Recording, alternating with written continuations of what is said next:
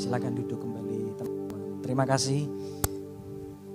Bulan ini kita belajar tentang tema yang baru, yaitu faith atau iman. Iman akan menjadi sebuah bagian yang penting dalam hidup kita, karena tanpa iman, Alkitab berkata, kita tidak bisa menyenangkan Allah. Dan iman adalah respon hati kita saat kita mendengarkan firman atau menerima janji Allah. Ketika ada iman dalam hati kita, maka itu yang bisa menyenangkan hati Allah. Kadang-kala kita berpikir tadi kita ingin memberikan sesuatu dari hidup kita, dan itu sangat baik karena kita ingin memberikan sesuatu dari hidup kita.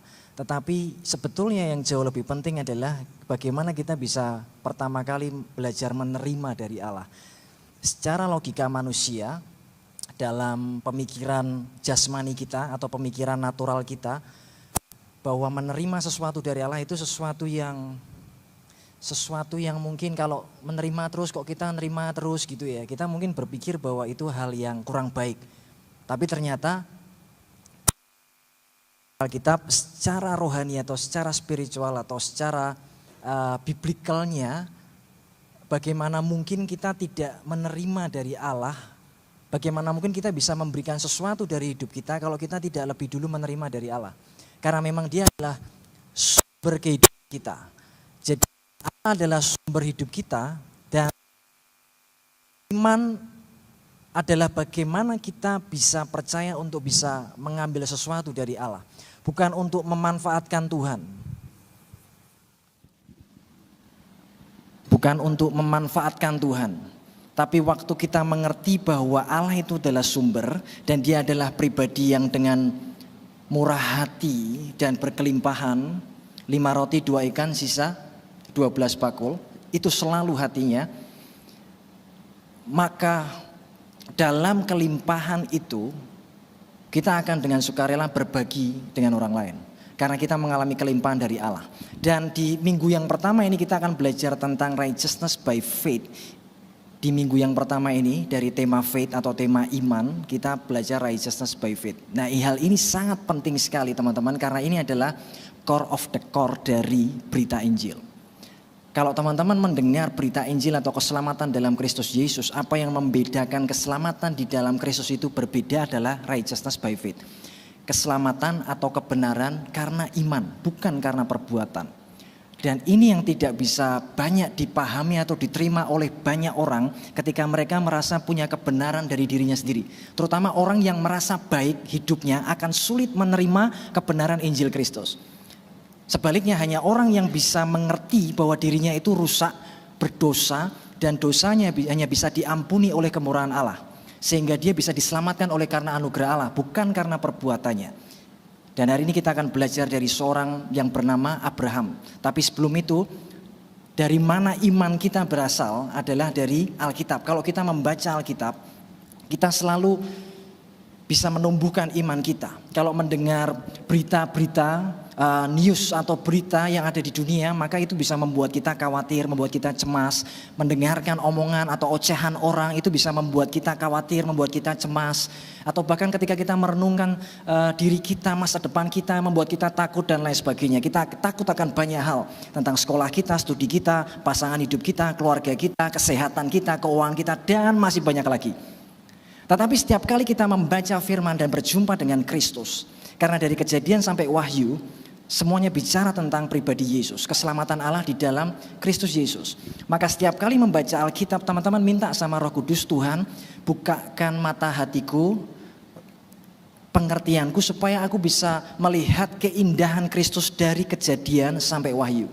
Setiap kali kamu berjumpa dengan pribadi Yesus Kristus itulah, maka hidupmu akan berubah dan berbeda. Dan di dalam Alkitab ada sesuatu yang menarik, ada keterkaitan di dalam Alkitab dari Kejadian sampai Wahyu. Sekalipun ditulis oleh 40 penulis yang berbeda dalam kurun waktu 1500 tahun, dari ditulis di 3 benua dengan 40 penulis yang berbeda latar belakang, berbeda generasi, berbeda sudut pandang mungkin, berbeda bahasa, berbeda budaya, tetapi semuanya bisa punya sebuah harmonisasi ketika akhirnya Alkitab dikumpulkan menjadi satu, menjadi Alkitab. Dan itu membuktikan, menguatkan kita bahwa Alkitab itu adalah firman Allah. Dan ketika digambarkan dalam sebuah visualisasi, ada seorang yang meneliti, seorang teolog yang meneliti keterkaitan di dalam Alkitab. Di dalam Alkitab itu ada keterkaitan atau cross reference. Jadi kalau teman-teman baca kitab Kejadian itu nanti bisa terkait dengan kitab di Perjanjian Baru misalnya. Atau sebaliknya, ketika Yesus kita baca di Perjanjian Baru di Matius, Markus, Lukas, Yohanes, maka kadang dia mengutip Perjanjian Lama. Dan kaitan-kaitan itu ketika dihitung totalnya ada 63.779. Dan ketika divisualisasikan maka tolong ditampilkan sebentar lagi. Nah, ada terjadi harmonisasi di dalam Alkitab itu, sebuah keindahan di dalam Alkitab bahwa semuanya saling terkait, bukan kontradiksi atau bertentangan, tapi justru saling terkait. Contoh misalnya, bagaimana kita bisa mengerti tentang Injil atau berita keselamatan? Bukan hanya di Perjanjian Baru, ternyata di kitab Kejadian sudah ada berita tentang korban domba yang disembelih, yaitu dalam wujud pakaian dari kulit binatang yang diberikan Allah sendiri. Itu di kitab Kejadian udah ada. Dan nanti penggenapannya di Perjanjian Baru kita mengerti Yesus Kristus sebagai anak domba Allah. Dan itulah keterkaitan atau cross reference yang ada di dalam Alkitab. Dan bagaimana mungkin dari 40 penulis yang berbeda, beda generasi, beda sudut pandangnya, beda budayanya, beda bahasanya, ditulis di 3 benua yang berbeda, tetapi mereka bisa punya satu inti benang merah yang sama, yaitu berbicara tentang keselamatan Allah di dalam Kristus Yesus. Dan ketika dijadikan satu maka muncul sebuah harmonisasi itu. Maka kita percaya bahwa Alkitab yang kita baca itu adalah firman Allah yang diinspirasikan oleh roh yang sama, yaitu roh Allah, yaitu Roh Kudus. Meskipun ditulis oleh manusia, tetapi mereka diinspirasi oleh roh yang sama, yaitu roh Allah sendiri. Contohnya kita baca di sini. Di Filipi pasal yang ketiga ayat yang ke-9. Dan berada dalam Dia bukan dengan kebenaranku sendiri karena mentaati hukum Taurat, melainkan dengan kebenaran karena kepercayaan kepada Kristus, yaitu kebenaran yang Allah anugerahkan berdasarkan kepercayaan. The righteousness which is of God by faith. Lihat ini, bagaimana Paulus menuliskan bahwa kebenaran yang kita terima bukan karena mentaati hukum Taurat, tetapi kebenaran yang Allah anugerahkan, kebenaran yang Allah berikan berdasarkan iman atau kepercayaan. Dan itu adalah keselamatan kita. Kita diselamatkan by faith.